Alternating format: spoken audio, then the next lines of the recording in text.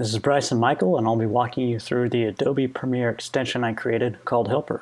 I'm super excited to be releasing this extension. It has been many months in development putting together a solid set of features for the first release that I hope will benefit all my fellow editors out there. So let's get into it. After you download the extension from Adobe Add-ons website, open up Premiere and click on Windows, Extension, Helpr. You can dock this panel like any other panel in Premiere, so throw it in wherever you'd like.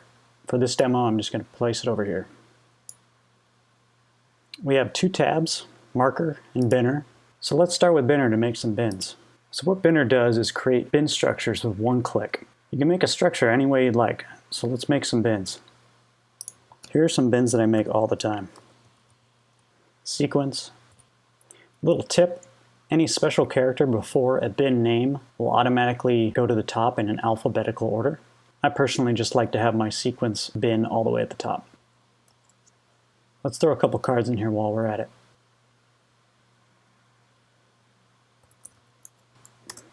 So organize the bins how you'd like them.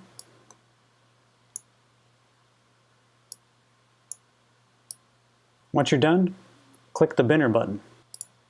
And as you can see, I already had this demo assets bin created, but other than that, follows our exact folder structure with one click.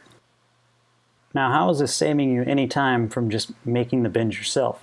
Here's the kicker. You can save this as a template. Just click on this Save Template button, type in a template name, click OK, and it can be saved for later use. To delete a bin template, just click the Delete button. Now let's jump over to Marker.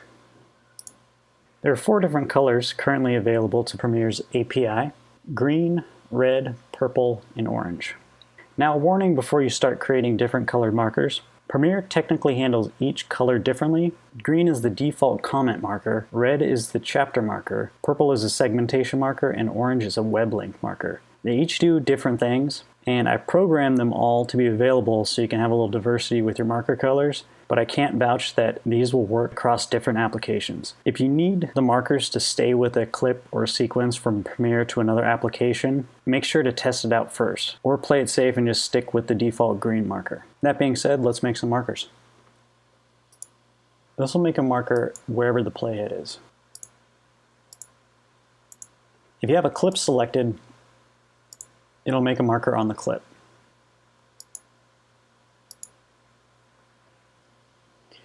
You can enter information about the marker here.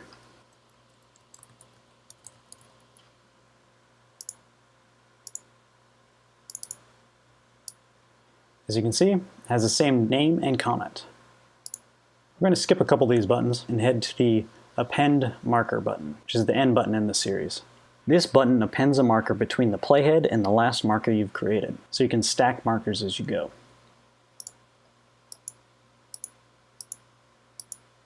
So if you wanted to, you can just let the playhead run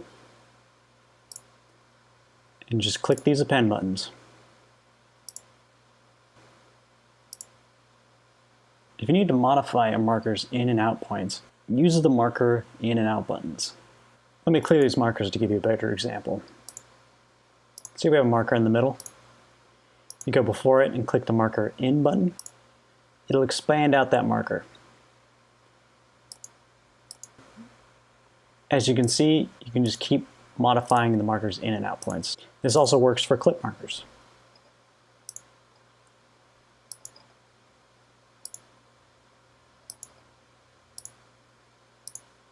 Now, the plus and box buttons have to do with marker buttons. Everyone out there who's ever had to make a marker with the same name over and over and over again, you're going to love this feature. Let's say we have a marker that we use all the time.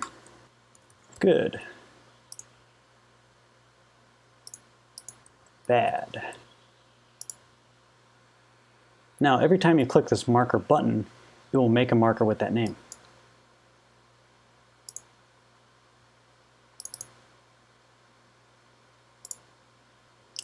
Let's make a couple more.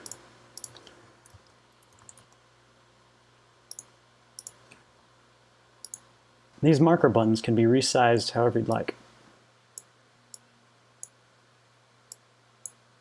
You can also sort them by dragging and dropping. To delete a marker button, hover over the top and click the X button. If you need to edit a marker button, click the gear. You can change the marker's text, comment, and color. Just like Binr, you can save templates by clicking the Save Template button. Let's make a couple just to throw in there. Click Save Template.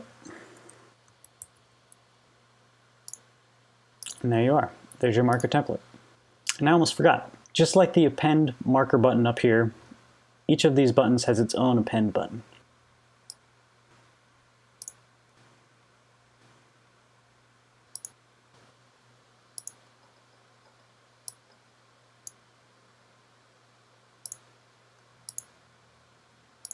And that's everything.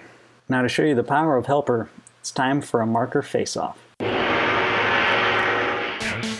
We'll make an expanded marker on every clip from 0 to around 1 second with the title marker, and then we'll make 3 red sequence markers with Helpr and without Helpr, and see how they compare.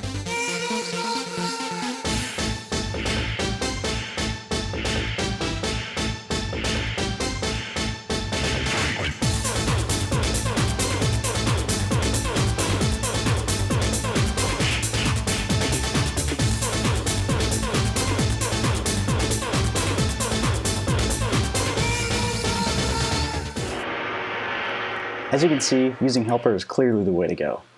With just creating these 7 simple markers, it took a third of the time. Imagine the time savings when you stretch that out to hundreds and hundreds of markers. Well, that's it for this demo. If you want to download Helpr or check out more information, head over to brysonmichael.com/helpr.